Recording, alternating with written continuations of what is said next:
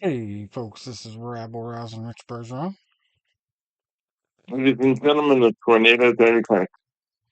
And Psychic Tom Paget with his prediction all set and ready for Saturday. Yes, we're going to have to start right off with boxing because I don't think there's a bigger fight in combat sports than this weekend's match. Some call it the undisputed light heavyweight championship here. But there's a bunch of belts on the line. That's first and foremost. It's going to be from Riyadh, Saudi Arabia, so I don't know what that's going to do to our time difference. Time we should expect it to start. I think it's seven. Yeah, it's about seven. I think 7 hours or 8 hours. Yeah, I think they said the main card started 2, the main event around 6. That was the same with the Fury music fight Right. back in May. The card started at 2, the main event started around a little after 6:15. You know, the sad thing about this, it's not on mainstream television that I can find. ESPN Plus. Yeah, I think it's ESPN Plus. Yeah, and that's the same because I've been listening to Turkey All I Steak, and he's really trying to bring things back. But until we get more television exposure, I mean, if this fight's not on, Yeah, what's a bigger fight?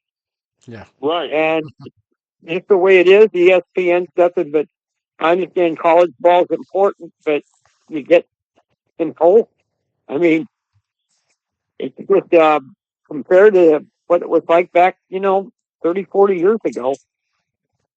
All right, Tony, we're gonna Saying this test was your not going to get more exposure. Rain Man of boxing skills here, and if you don't have box rec up in front of you to cheat, we'll see if you can give us the I do answer not. to these questions. All right, how many rounds total do you think Dimitrii Bivol has accumulated in 23 wins and no losses? It's 23 wins and no losses.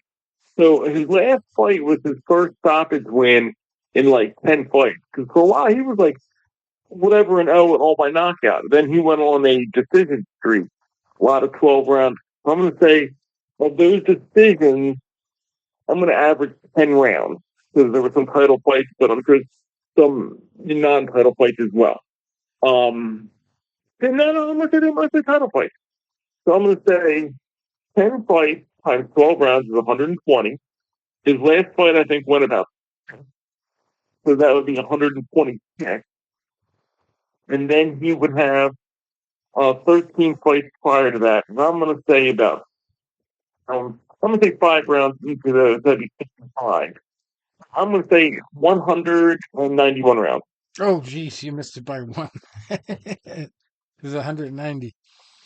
So yeah, he had like Wow. that's Rain Man. Hole in See, one, Tony. Hole in one. Yes, sir. and then That you was go to pretty good. Beterbiev, right? Pretty good. He's had Pretty good. 20 fights, 20 Don't see how it could be wins, better. 20 knockouts, and he has only boxed a grand total of how many rounds? 90. Let me guess. So, once again, 20 notes, 20 knockouts. I know he's had one fight that I went to the 10th, I think it was. He had another fight went into the 11th. Then he had the early knockout over Joe Smith. I'm going to say he averages 5.5 rounds of fight. So times 20 times 5.5, I'm going to say 110. 110. 98. 98. Okay? 98 rounds. So within 12 of that one. So the So interesting thing he about averages less than, so he averages like 4.8 rounds of fight. right. The interesting thing about him is he has only been to the 12th round once. And the guy that he beat in that fight went down twice in round 12. So it was like his knockout streak was so important to him. He went nuts in the 12th. And then all the other fights never went past the 10th so far. But The reason I think he is the underdog is he just doesn't have the lineup of undefeated fighters that Bivol has faced. Top class fighters. He's got big names, Well, but not like the names on his record yet. So this is a very important fight for him. Bivol, I don't think is used to that kind of aggressiveness that he brings, and Who is? to But can keep you name a fighter in the division who is used to it?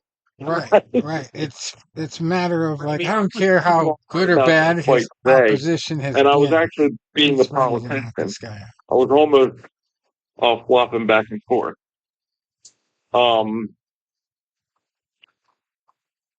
It was like you look at it, what? I could see why Bivol is the favorite.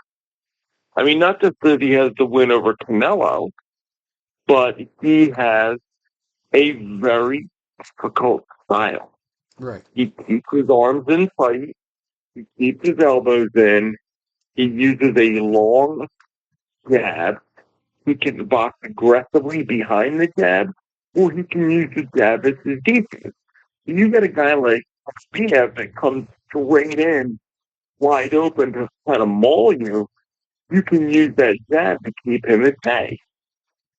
Especially if you stick, he comes wide in, crank that big right hand and that wide left hook, and you just pick the jab right down the middle. And you can really knock him off balance. And you can keep him at bay, you can keep him off balance. You can then move off point and be out of the danger zone. But then it's like, as you just said a minute ago, who hey, who have you fought? Who have people fought that can put that kind of pressure on?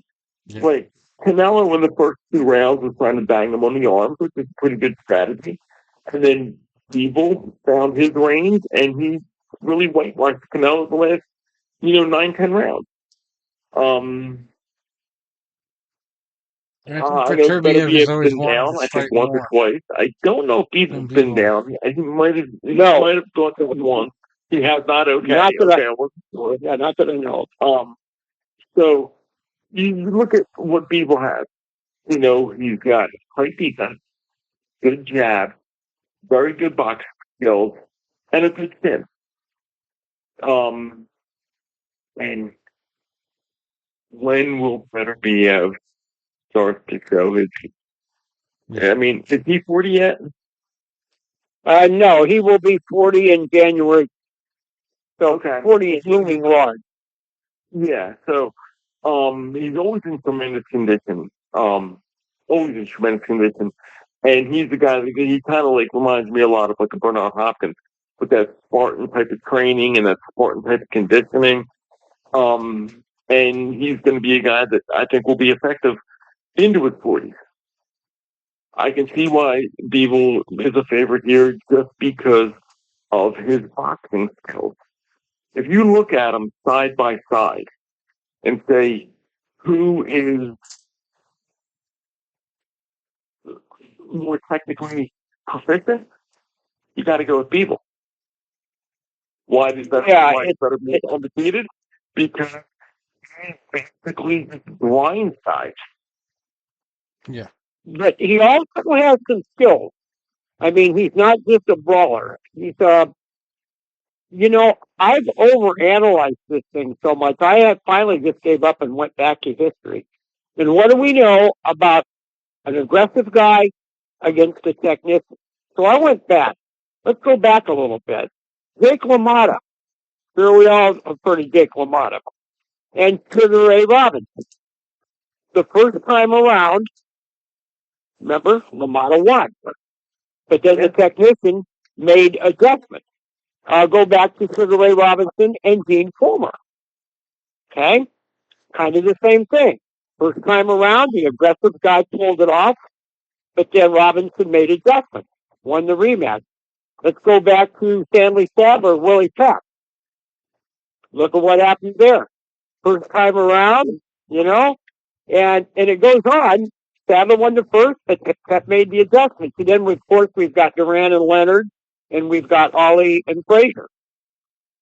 So by that logic, We'd have to go with Beterbiev by either late stoppage or decision. Of course, there's no rule that has to happen. For sure. Yet in the rematch, Bivol would make adjustments. So what do you guys think? Yeah, well, I mean, one you make a thing, great point. I mean, you make an excellent point that, that the technician may need to experience what's coming at him firsthand, and he might need to make adjustments in the second fight. That's a great point. yeah, one thing you notice too. Marvin Hagler. Maybe we can talk about Marvin Hagler making adjustments. Yeah, When he went to Philadelphia, came up short a couple times, but he made adjustments. Not maybe against guys that were really big punchers, but you get my point. yeah. Bivol is one of those rare birds. If you look at his record, he never fought anybody in his pro career that had a losing record. Not once. Came sort of close. 8-5 was the worst record anybody's fought, and goes back to his start in Moscow. These guys both have connections to Russia. Kyrgyzstan is the official birthplace of Bivol, and Beterbiev, straight out of Russia, Krasavurt, Russia. And he has that kind of Russian reputation of just being a blitz artist. He just comes at you. What impresses me the most about him is that he is so consumed by his offense sometimes. That's the only time he gets hit is when he's landing twice as much as he's taking. But he just opens both hands up, and it's kind of like a light heavyweight Manny Pacquiao. Sometimes he just, when he's going for the kill, he forgets defense because he just senses like he can knock somebody out, and obviously he can because he's done it 20 times in a row, even in the Yeah. late stages. So, and I like his underdog status. I also like that he has never won any other way, despite that 112 round knockout. And I just don't think Bivol, even though he's faced some of the best, the very best he faced was stepping up a little bit too much in weight. Never done it before. Uh, Former guest of ours, Gilberto Ramirez, was 44-0 going in, but that was again part of that big decision streak that Tony was talking about, and those were all 12-round fights in that decision streak. There's a lot of them. Knocked one guy out in the first round back in 2017, and then from 2018 to, let's see, 2023, he had nothing but decisions, all 12 rounds. Yeah. Crazy. So that was that one of them in 2018. He Yeah. fought a guy, I think it was Isaac Columba down in Atlantic City on the Sergey Kovalev undercard. And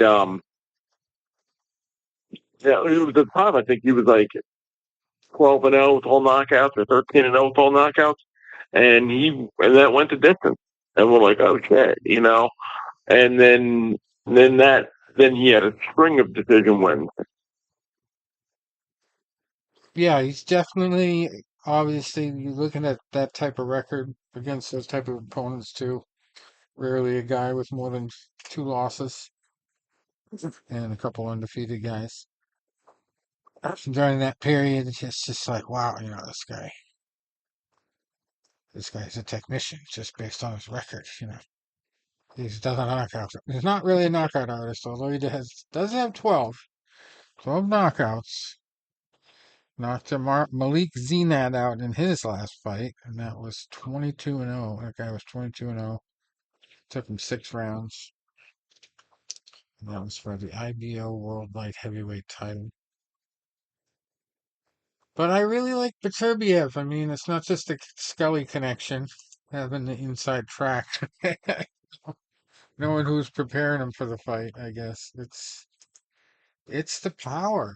I don't think Bivol has faced anybody with that kind of power and willingness to use it. and and also his mindset. yeah, Yeah, it's, and his. See, I don't he's think a either guy has a mental fighter. edge. I always look at that, Yeah, and both of them are confident. I love professionalism. There's no trash talk. There's just, hey, nothing personal. He has the belt. I need the belt. But it's such a 50-50 fight. I can't remember one quite just 50-50 I in think a it'll be long more. time. I think it'll go to the 10th, maybe 11th. But I like Beterbiev either way. Like he either gets it done early or he gets it done late. I don't think it goes to decision because You don't think, huh? the deeper it Okay. gets, the worse Well, chance it is for I Beterbiev to I pull it out. I kind of get the feeling he won't stop people, but I'm looking at. I just have a slight feeling that if it goes the distance, he'll have it Yeah, because we can't assume anything. Like you always want to think that Bivol will jump on a lead because Arthur's kind of a slow starter yeah, sometimes. Like Starling said when he won the title against the Ukrainian fighters, after the first 4 rounds, they knew he was way behind, but Scully was in the corner. He just said, "Hey, we weren't concerned. We know he's going to catch him eventually. It just starts to break him." Speaking of Scully, Tony, maybe you can get him on. Maybe we can get him on in a couple of weeks. oh, You could even feel that in the crowd that night. And it was like, and I was sitting with Aaron and a bunch of you. Yeah, you seen it. Yeah, And you could tell, like, they were like, they knew the inevitable. Like, they knew it. yeah. Well, was that the same card that Bivol was on earlier? No. Okay, so you did mention you'd seen Bivol. Okay, yeah, I didn't think so, but When Sergey Kovalev lost his title in Atlantic City in 2018 against a guy named Alvarez, not Canelo Alvarez. yeah, mhm. remember that? Yeah, I remember that one. Yeah. Well, This is an I guess incredible this will fight. be a fun one. So if we can get Scully on in a few weeks, this will be interesting Oh, definitely. because Scully's got a whole half hour of stories about this guy. Yeah. Watching Artur Beterbiev, he takes these big heavy hammers and he pounds the tire. Oh, yeah. There's a lot of The way unorthodox. you guys have probably seen the way he does his push up. Yeah. Oh my God, Push up. I mean, and then like first out here, he said when he shook hands with him, his hands were like gnarled wood. I mean, the guy's like a human tree, Yeah. and this keeps coming, and this keeps coming, and this keeps coming. So it's going to be a real gut check for Bivol in those later rounds, for sure. Because we have to assume, at least I'm assuming, Bivol will get off to a good start. But then we'll see what happens Well, when that I think cumulative that's the damage. problem, though. Wow. Dimitri has relied on the decision for his biggest fights for years and years and years, and Artur Beterbiev knows that. He knows that. In the back of his mind, he's like concerned not to let it go the distance for that reason only. Like this guy wins by decision, so I need to take him out. And he's got a great chin, even though he does take a lot of shots when he's going on offense. I don't think Yeah. Bivol is going to be able to cruise to a win like he can with some of the lesser experienced guys who aren't that aggressive and attacking all the time. I really don't Oh, think yeah. Well, Bivol has anybody he it's can just, you use can as a imagine sparring the partner. pressure Bivol is going to be under. I mean, it's going to be, and you guys know, you've sparred with guys that, even in sparring sometimes, if someone hits pretty heavy, it can get you tired quick. Oh yeah, Oh, I can imagine it. Yeah, and because I sparred with guys that okay, well this will be fun, but it can't hurt me. But like when I work with Forrest Pet, a round or two of that. Okay, someone else, yeah, and so the game, and Devo has got to put up with 36 minutes of that. That ain't easy. I mean, I'm sure he's trained hard. That's the intriguing thing about this. Uh, what a question mark. So we'll yeah. see. I don't know. Like he's never been knocked And down. I agree with you, Rich. I slightly favor Arthur, very slightly though. Yeah, he's never been knocked down and all that. But at the same time, like he really has never faced anybody with the aggression and power of Beterbiev. Yeah, and look at Joe Smith. Joe Smith had never been knocked down, ever, Yeah. in his career. And you look at that nightmare for him. Well, it's his career off. It's never been the same after that. He's a tree guy like me. That. He owns his own tree company. But yeah, Artur is just a different animal. Bivol, I Yeah. think, has stalled to get this fight signed over the years. I get that impression that he was like, had to wait this long. And then, and if Have you the get a chance tomorrow, look at some of Scully's stories. He said that after the Joe Smith fight, and that was on a Saturday night. So Monday morning, Scully's going to the gym and opens it up, and there's Bivol in there with his nails counting that stuff. And Scully's saying, oh, I fight her. I great, Yeah. And Well, he said Beterbiev is so humble. that Artur was Yeah. a terror when he first came to this part of the world, that no one wanted to spar with him because he couldn't understand the difference between fighting and sparring. I know, Tony in Philadelphia, that's got the reputation of gym wars. Yeah. But Artur would just think it was a real fight.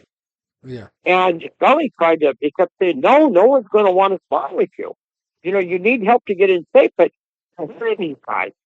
And all these guys, and then he would say some of the quotes, and these guys would always be saying, okay, well, they're trying to get out of it, Yeah, so he's a phenomenon. They're both phenoms, these guys. Right. But what a great fight. You got to give that Sheik a lot of credit, putting this together. Yeah. And the sad thing is, I just wish it would be, if it would be on free TV, because initially I heard it was even going to be on ESPN regular, but not at this time of the year. His own pay-per-view or USA, college ESPN football, baseball playoff, hockey season starting. Right.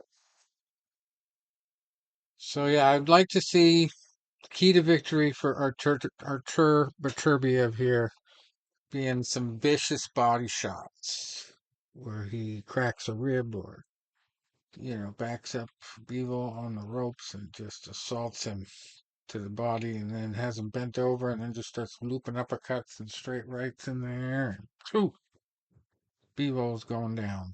I don't think he makes it past the 10th, honestly. I think Beterbiev has that. Well, hey, you could easily be right. And this time, like every week, this is so different. Like back in the 80s, there was usually someone that I really, really wanted to win or really wanted to lose. I can't feel that way. Dislike Bivol. Like the only thing I can do is put on my judging brain, try to keep my options out. Because I like both sides.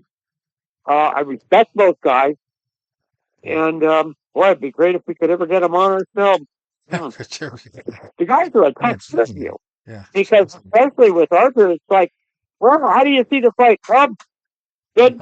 I don't know. Do we fight? Well, do you think he's going to be able to stand up against it? Well, we'll see. It'd be tough. If we could get him on, that would really be a tough interview. Yeah. Oh, but wait, what MMA fighter do we have that time that was like that? Was that Kung Lee? Kung Lee, yeah. Kung Lee I had on like the MySpace days. We didn't ask a question, but yeah. Yeah, he was the shortest answer interview I've ever had. And it wasn't like he had a language barrier. He grew up in America. Right. So it was just like, what the fuck, dude? We only have 10 minutes for this. Oh, what do you think he's gonna watch to win? Yeah. It's bad. It's bad.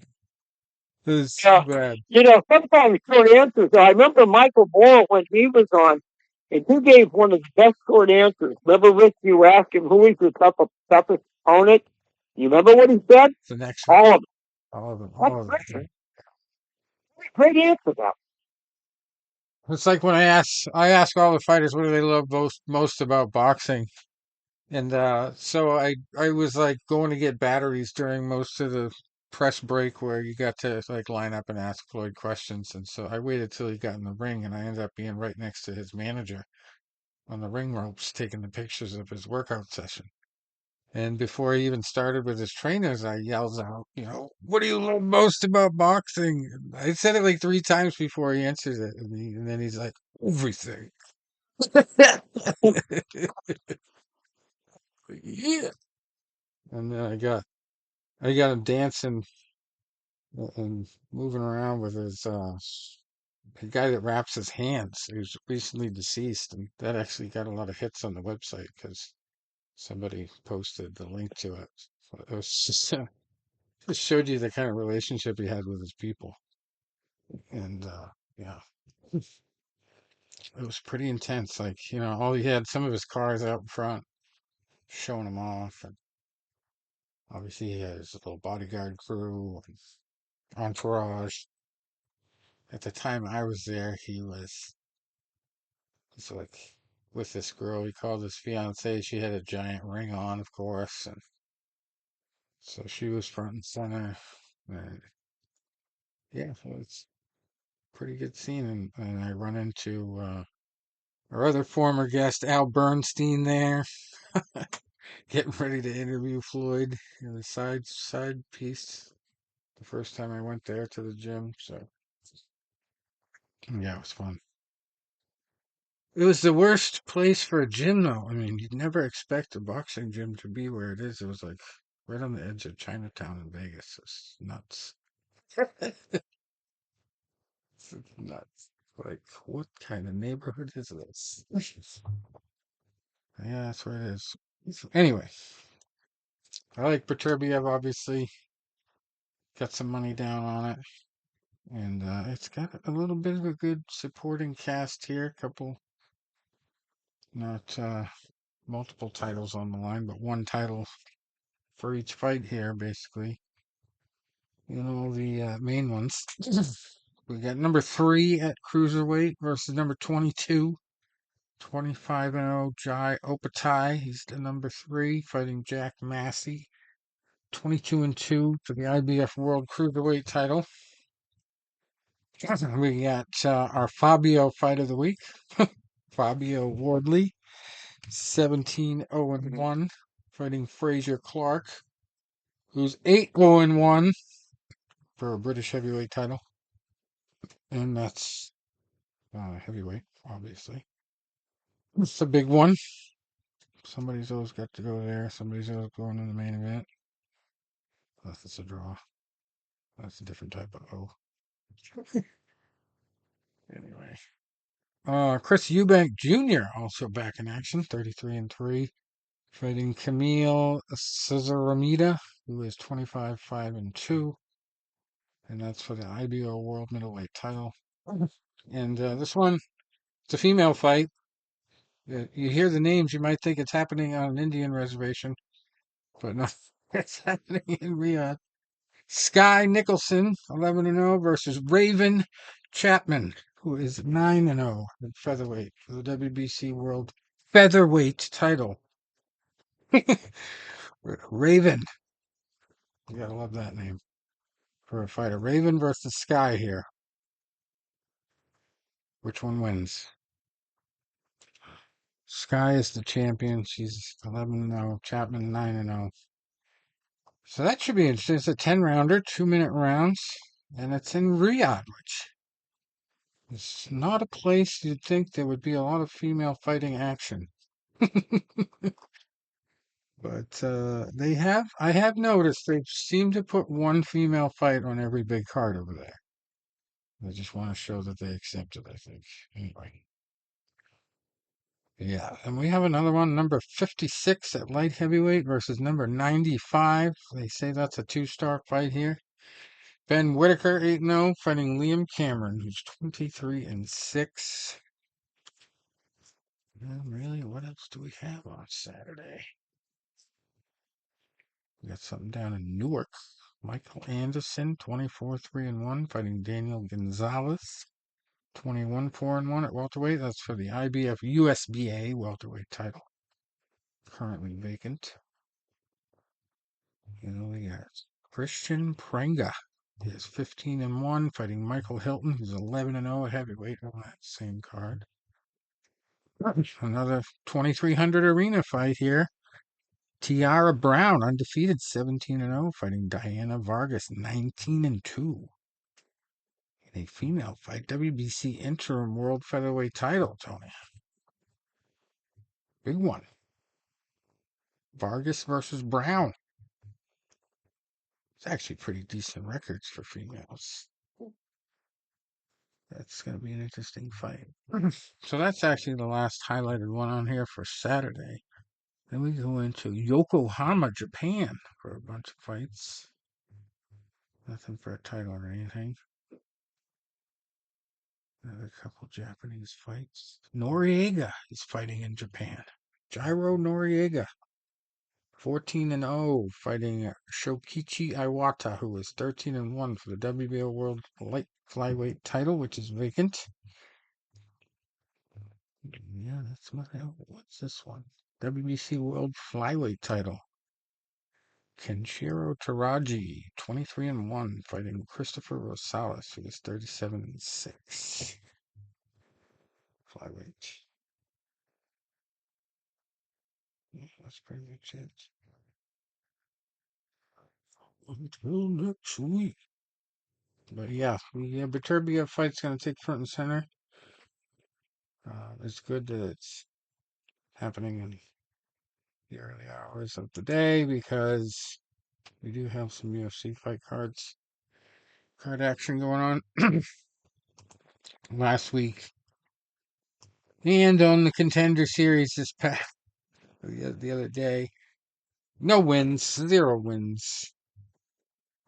Well, I made up for it with other stuff. Anyway, hopefully you get a better beat on what's going to happen this weekend. But there was some bad decisions. Even Dana White was complaining about some split decisions. If they had gone the other way, it would have been different. I would have got at least one win.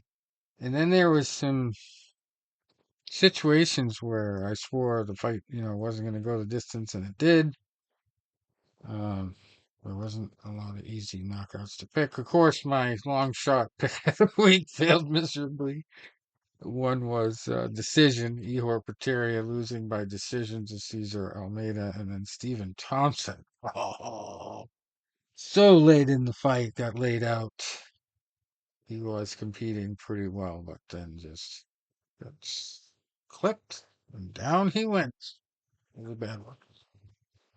And the main event, I pretty much knew Pereira was going to win by knockout, but I did not expect it to be that late. He really had to pick apart Roundtree and steal his will from him in that fight. And boy, he required surgery, Roundtree, the next day or the day after that, I think it was. There was pictures of it. He already had his nose taped up and was having surgery. So, unreal stuff. But Pereira, after a few wins that he's had so quickly, you'd think, for a second round, maybe he would take a guy of this caliber out. But Roundtree did show a lot of heart lasting that long. It's just, at some point you could just tell, like, he was not going to be able to win this fight. And he just kept hanging in, hanging in, hanging in. And then finally it was just too much. And he tried. Alex Pereira is a rare bird. Does have a very good chin. He has halfway decent wrestling.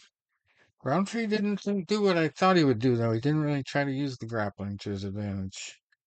He tried to get into a kickboxing match with a kickboxing expert. That does not bode well for him. But Pereira is what he is. He's a phenomenon for a reason. He just knocks people the fuck out. Yeah, Roundtree really gave it. Yeah, he really gave it everything. And I think if nothing else, he won by losing. If that's Right. possible. Yeah. Yeah, he's gonna have a place in UFC history. Challenge for the belt. Anyway, Juliana Pena surprised a lot of people, including me, spoiling the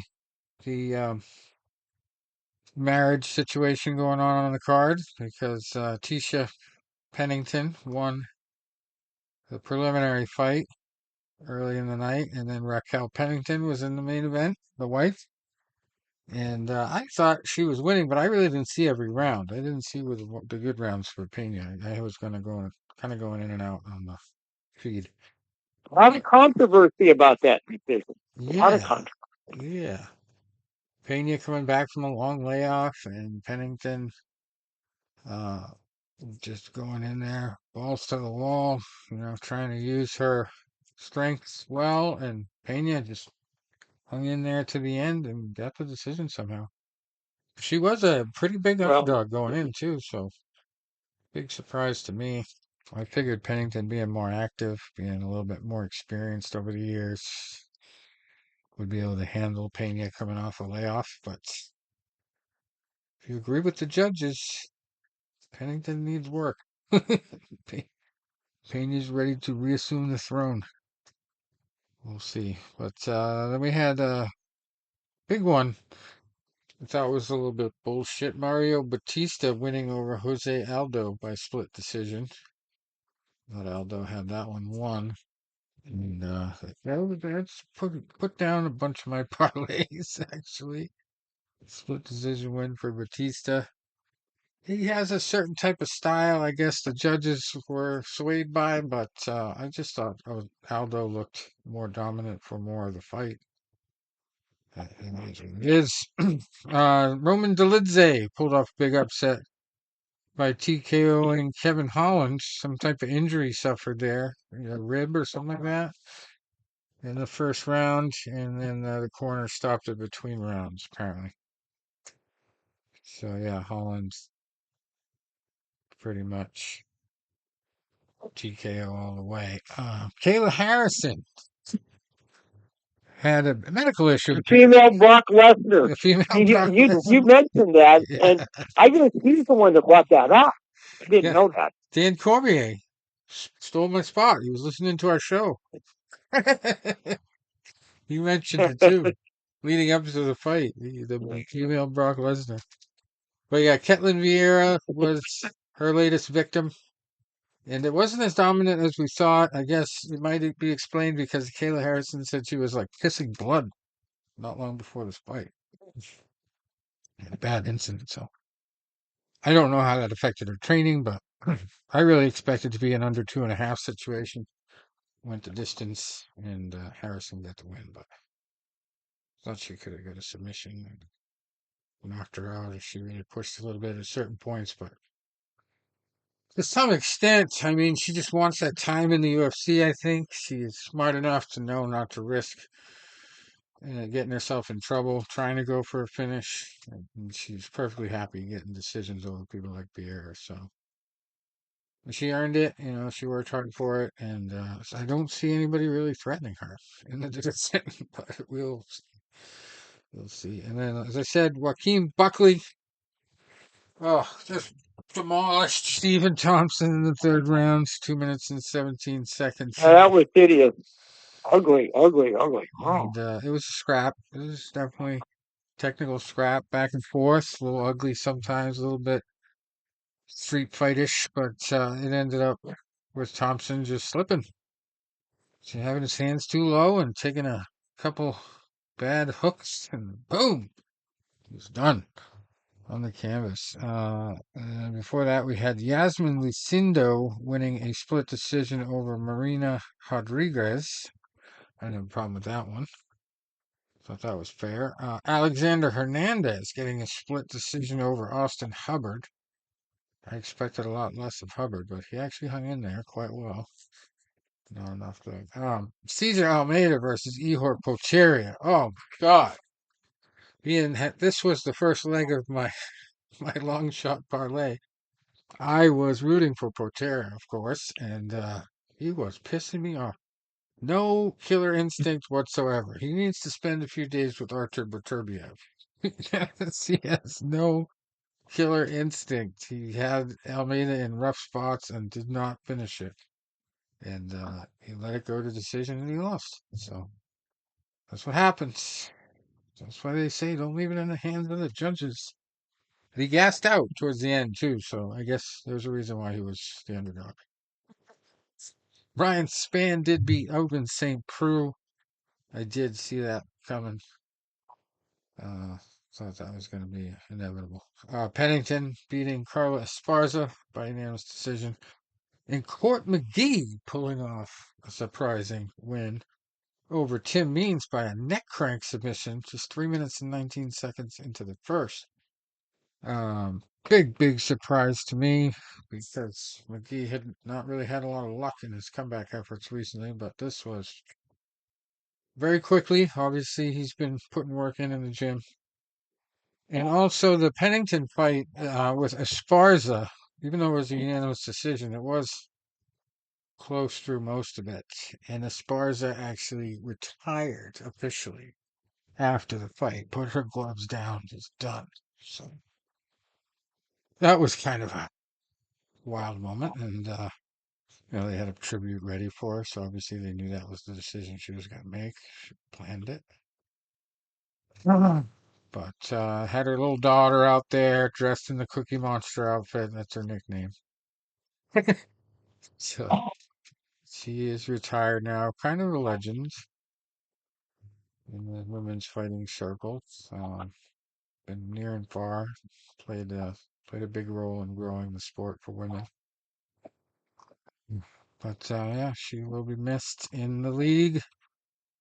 And yeah, it was a good card all around. I actually enjoyed watching.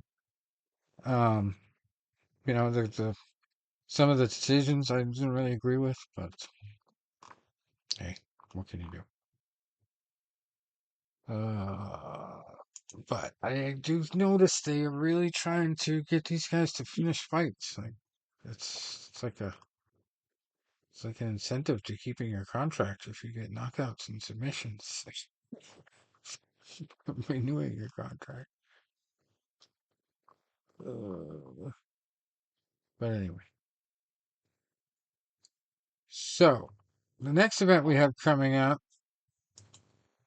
is UFC Fight Night 244, Royval versus Taira.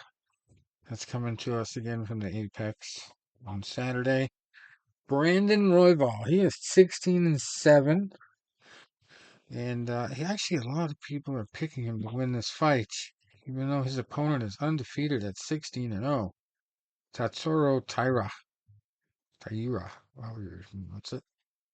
Taira is, let's see, 1, 2, 3, 4, 5, 6 UFC fights deep.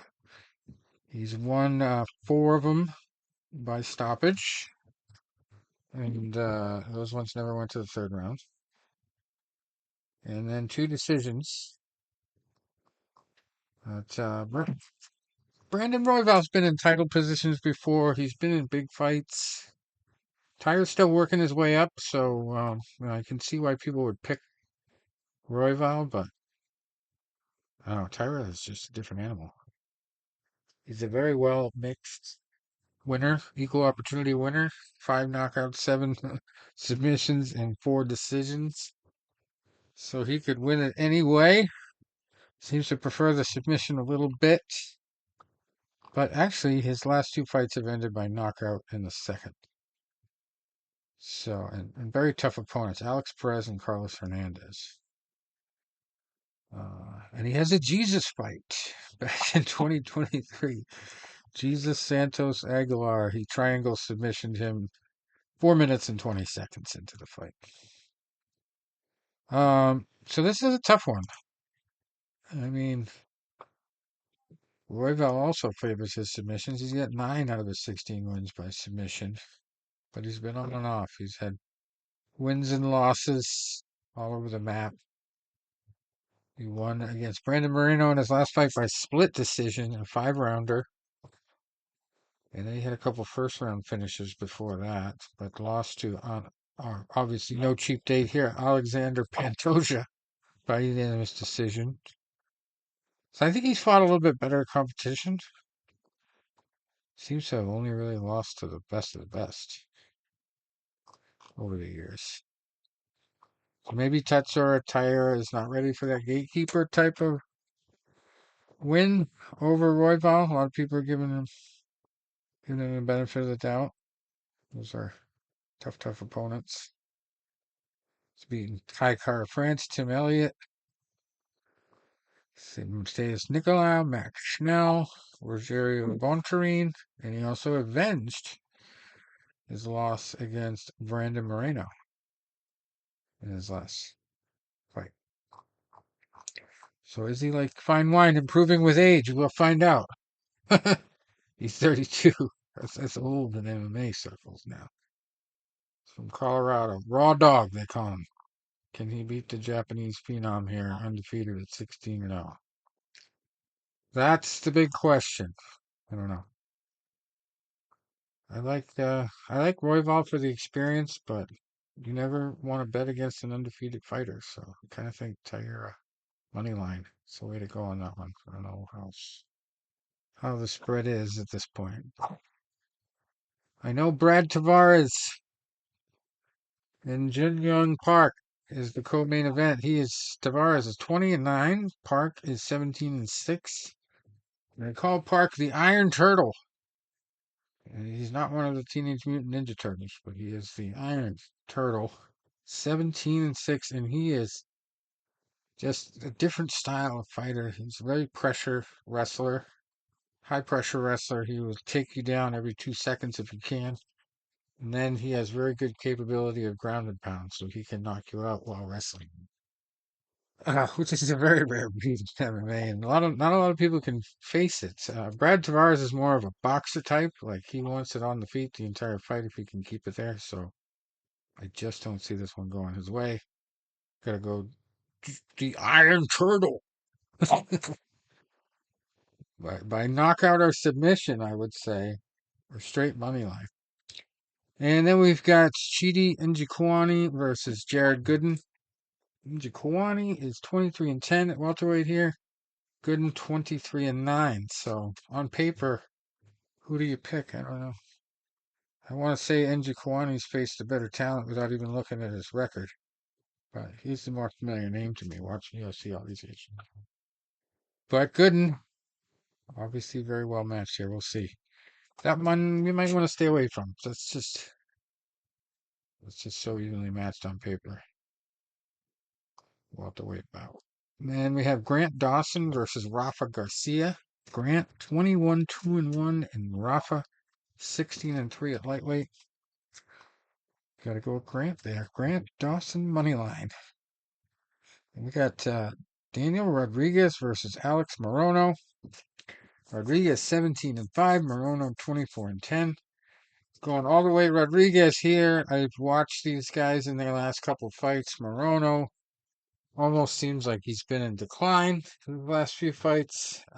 He's got barely enough gas tank to hang in there. He just really did not look good his last fight.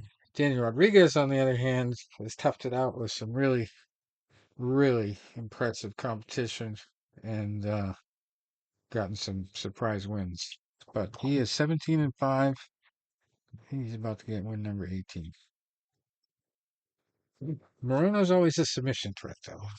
He loves that guillotine, the surprise guillotine from grappling against the cage and stuff. But I think Rodriguez is really good at submission defense, so he's got that covered. Then we got Abdul Razak Al Hassan. He is not a guy from an Arabian military. He is a fighter. Yes, UFC. He is 12-6, fighting Josh Fremd. He's 11-6 at middleweight. And I haven't seen a lot of Fremd fights, but Razak Al Hassan, I think I have followed his career from very early on when he was in the feeder leagues. So I'd love to see him get this win. I know he's had like a few losses in a row recently, but he definitely needs to get back on track.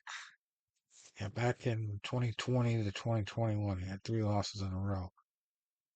Most recently, Joaquin Buckley and Joe Pfeiffer took him out early. Buckley well, not early for Buckley. Buckley was a split decision. Joe Pfeiffer took him out early with an arm triangle choke. When he wins, he likes to win by knockout. So if you're going to bet Abdul, bet him by knockout there. Safe way to go. Judo Thunder is his nickname. He brings the Judo Thunder.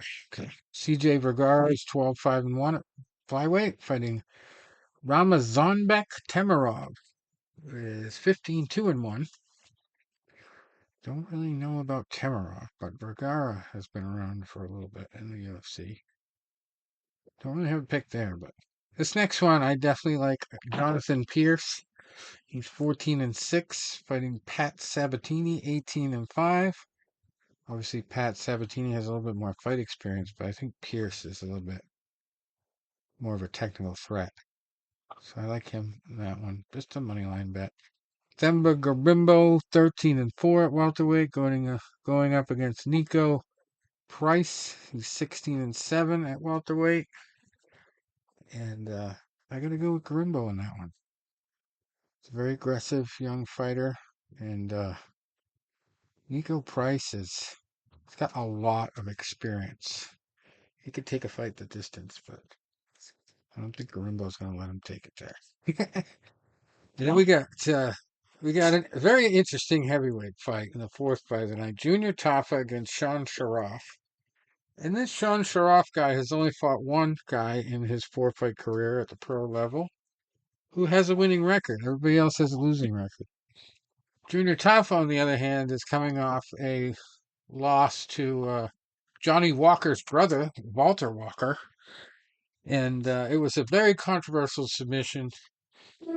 Junior Tafa screamed out loud when his leg got grabbed, so the ref stopped the fight. And Tafa almost started a second fight after the fight. He was so pissed off. So I think this Sean Sharaf is going to get demolished here pretty quickly, even though all of his wins come very early in his fights, first round.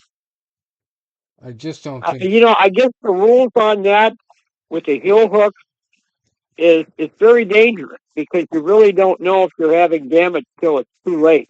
Right. And when someone puts it on, if you scream, it's explained before the fight. Screams will be a verbal tap, so don't scream. You tried to tell them it was a Zulu war scream.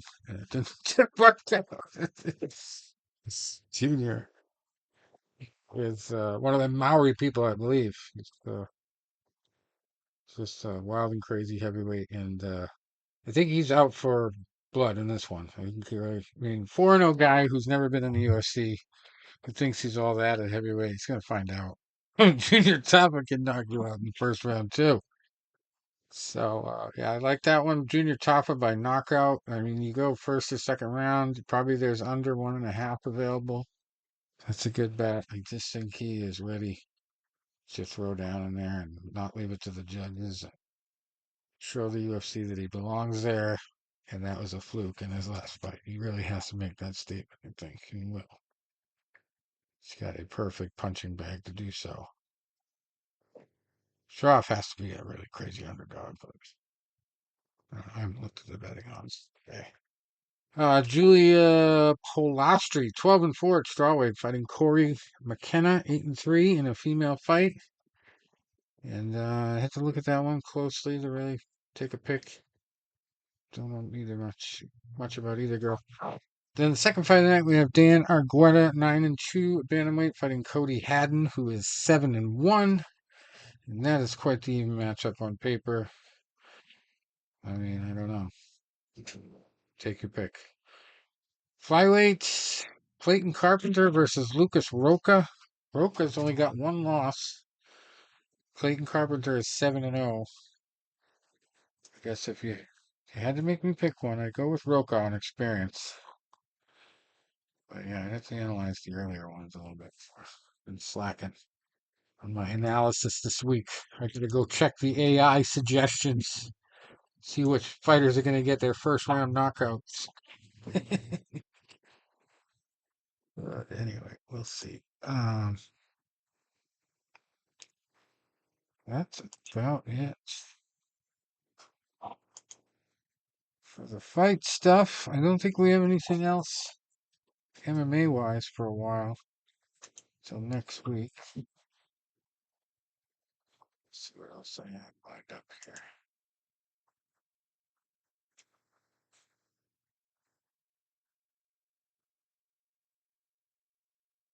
So anyway, Dana White, as I said, did not like the what he called atrocious judging at UFC 307 after multiple split decisions. It was actually that fight was also in Salt Lake City, by the way, fight card. There was some atrocious refereeing too. Yeah. Some eye pokes not called. Yeah. Yeah, Like the 3 feet. I think they have to figure out some way to eliminate fence grabs because it is one of the most common penalties fighters get away with. They get a warning like 6 or 7 times before they get a point taken away. Sometimes, and a lot of them have become very good at doing it when the fighter that they're holding on to is against the cage. So the hand that's holding the fence is like behind everybody, and the ref can't see it, but the cameras do catch it. Uh, so it's just one of those things like put, That sounds like professional wrestling. yeah, so it's like put some damn freaking plastic coating over those freaking gaps so that they can't grab the fence if you don't want them to grab the fence. Or, fuck, make it legal to grab the fence. Maybe it'll get more interesting. Why not, right? If it's there, let them use it. Um, that would be quite the Well, brew you know where that started, Rick? That goes back to UFC 11 when Tank Abbott was fighting. Oh God, this big fat guy. I can't remember his name now, but yeah, and it was just a terrible fight and pretty boring. So that's where they came up with that rule. Yeah, it's ridiculous. Scott Perozzo, yeah, Scott Perozzo. This was still kind of like the pro wrestling days. Scott Perozzo came to the cage and had a big thing on his chest, "Fear Me," Oh written in boy. crayon. I think he didn't have a. I think he did. I think he had a cape. I think he did have a cape. Yeah, Oh, he had a geez. cape. But that's where that rule came from. Yeah, I wish they'd get it back. So let him grab the fence. right. It would bring a different dynamic to the fighting, I think. It would allow a lot more people to get up from the ground easily. Yeah. Um, it might cause lot more broken fingers too. Though. You go to grab the cage and they fucking dive on you. You know, your fingers get ripped off basically. Yeah, yeah. The fight that I was talking about was Caesar Almeida and this Ihor Potira fight, Oh yeah, and the referee was just dreadful. He kept yeah, missing the eye poke, right. and then he would break them up awful quick. Yeah, he You did. know, I in a saw that. clinch. I mean, it's MMA clinches are a little different than boxing clinches. Right. But, yeah, it's and even John McCarthy weighed in on it. Said what a terrible job the guy did. Yeah. Yeah, eye pokes are another one, you know, Uh, it's just a factor of the game with those split fingered gloves. You're gonna have it. It's gonna happen. But you know, you have to detect it and stop the fight when it does so nobody gets an unfair advantage from it. And like John Jones used to get busted for it all the time. And it's just his method of like trying to paw the other guy's jab away, like catch it or deflect it. He's always got his open hand out there in the other guy's face. So that's just the nature of his style. But other people, I think they just naturally have a style that eye pokes work with. So who knows what this was? I don't think it was ever intentional with these guys, but you know, sometimes subconsciously you get away with something. You're like, oh, geez, that worked last time. Maybe I should do it again. So I know from experience, like, you know, everybody in my basic training class at the Air Force Academy knew I was a boxer prior to going there, you know, and I was a boxer while I was there. So when it came time for the pugil stick competition, one of my first opponents didn't wait to see if he could hang with me one on one fairly. He fucking went right for the nuts immediately. And getting a nut shot is a completely different animal with a pugil stick than it is with a punching glove. It's, yeah, a lot worse. So, yeah, that was my last pugil stick. Sat the rest of the day out. And he got knocked out later on by one of our taller guys anyway. So he didn't end up in the full competition final. Our other guy did. That's good. Yeah. Yeah, not ever going to go into the pro pugil stick fighting games after that. Immediate little blow. Like, he did not hesitate. He was just like, all right, I am not fighting this guy fair. Boom, you're out. Like, whatever. I sat under a tree for the rest of it. Uh, one of the stories I always tell from that time is, as freshmen, they used to do things to us that, they're like, oh, this would be funny. And they wouldn't care about, like, what happened to the actual person involved as freshmen because, like, they felt like they could do whatever they wanted. So there was this kid, Curtis, and he was like Beavis from Beavis and Butthead. No, yeah, Beavis. He I was. like him already. He looked exactly like Beavis. And one day they caught him flexing in the mirror with his shirt off, because he'd been working out so much. And this kid was like 80 pounds. He was very skinny. So they used to always make him yell out in formation. They'd say, "Hey, Curtis, where's the beach?" And he'd do the arm thing and point. And over there, he'd say. That was funny. But anyway, Curtis was like one of the smallest kids in our entire group. And so we go to the pugil stick fighting area. It's all outdoors. And, we get a basic training lesson in pugil stick fighting. And then we all get paired up. And before everybody starts doing what they're doing, they're like, hold on. We're going to do a 2-on-1 situation. And they put little Curtis out there with his pugil stick and his helmet. And they pick like the two biggest football players among us as freshmen. They go, you're the two, he's the one. And they're like, we don't even want you to take any mercy. You just go take him out. And Curtis, you try to avoid it. Like, my God. It was the worst clothesline I've ever seen a human being take. Oh, it's the one kid that took it seriously. Like, outran the other kid just to clothesline poor little Curtis. I would understand it if he had like little man syndrome and was like an asshole to everybody, but Curtis was just pretty little humble, mild kid. And oh my God, I felt so bad for him that day. I don't know how he didn't break his neck. So hard. Poor kid. But he went through the whole first year. We made it through. It was an interesting experience.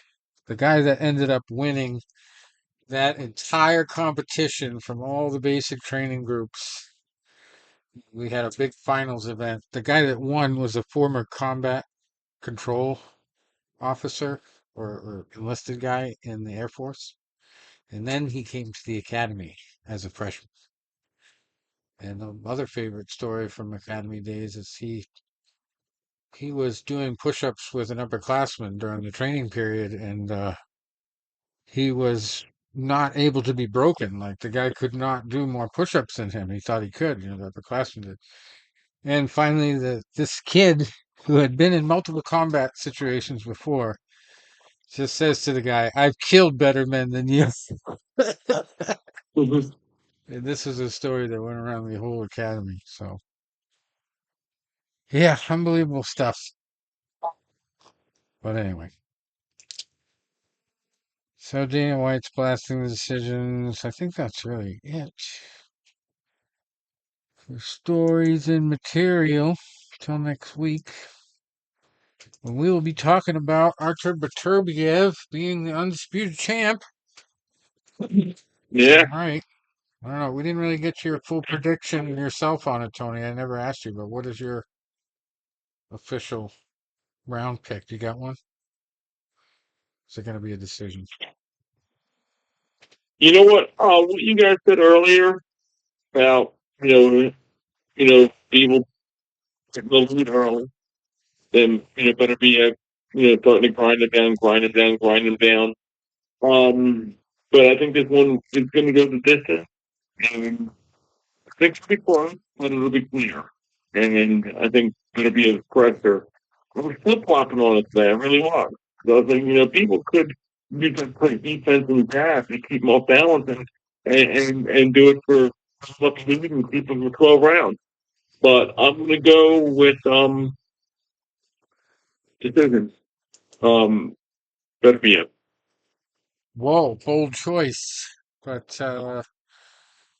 definitely worth a shot. If Bivol likes to take it to decision, you might think he's better off there, but maybe Beterbiev is more prepared for it to go that long because he knows Bivol's record, and he'll surprise him. But yeah, I think in those situations where you've got those two top level fighters, rather than ring generalship, sometimes it comes down to who takes the harder hits, and I think that will be Bivol. He might land more punches overall, but will they be significant strikes, as the UFC calls them? No, not all of them will be. But Beterbiev, when he throws with intention. And he might get Bivol in a lot of corner situations, against the rope situations, where he's taking a lot of punishment and not firing enough back to score points. So I think that could be how it goes, but I have too much faith in Beterbiev's knockout streak. I think he's going to continue it here. I don't care about the multiple levels of steps up he is taking here. I think he's knockout artist is a knockout artist. He is going to take care of business. And I like him to do it before the points. So that's my story, and I'm sticking to it. But yeah, knockout or decision, Beterbiev either way, the underdog wins. I like the story already. I guess the three of us are in agreement with the winner. Me and Tony feel it's going to be a decision, and Rich, I guess you feel it's probably going to be stopped. Yep. Am I correct? Yeah, I paid the referee to do it. No, I'm just kidding.